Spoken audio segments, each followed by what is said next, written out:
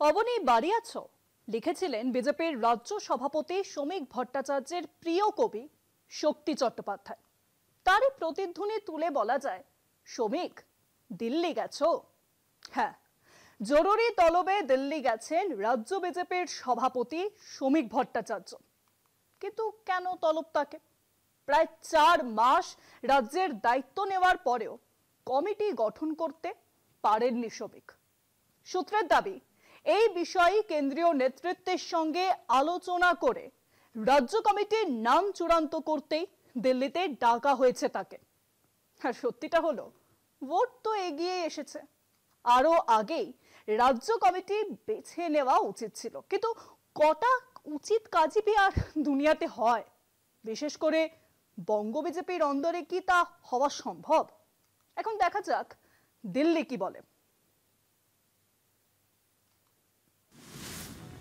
দলের অন্দরের কোন্দলের জেরে বছর খানেক টালবাহানার পর শ্রমিক ভট্টাচার্যকে রাজ্য সভাপতির পদে বসায় বিজেপির কেন্দ্রীয় নেতৃত্ব।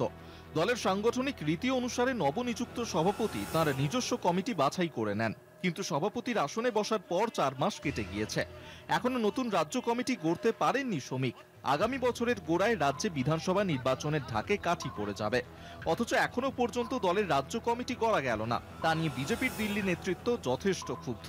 সূত্রের দাবি, দিল্লিতে তলবের নেপথ্যে সেটাও একটা বড় কারণ। কেন কমিটি গঠনে এতটা সময় লাগলো তার জবাবদিহি করতে হবে শ্রমিককে।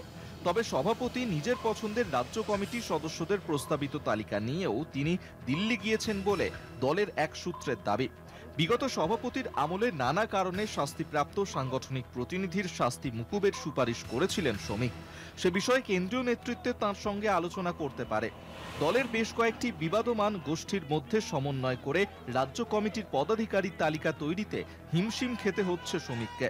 দলের সাধারণ সম্পাদক সংগঠনকে সরিয়ে অন্য মুখ চেয়েছিলেন রাজ্য সভাপতি।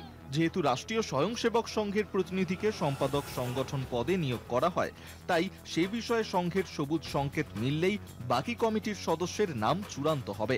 দল বড় হয়েছে, তার সঙ্গে তাল মিলিয়ে উত্তর, দক্ষিণ ও মধ্যবঙ্গের জন্য 3 জন সাধারণ সম্পাদক নিতে পারেন শ্রমিক। ওই 3 পদে কাদের বসানো হবে তা সংঘ নির্ধারিত করে। দিল্লির অনুমোদন মিললে চলতি সপ্তাহেই রাজ্য কমিটির পদাধিকারীদের নাম ঘোষণা করতে পারে বিজেপি। কলকাতা টিভি।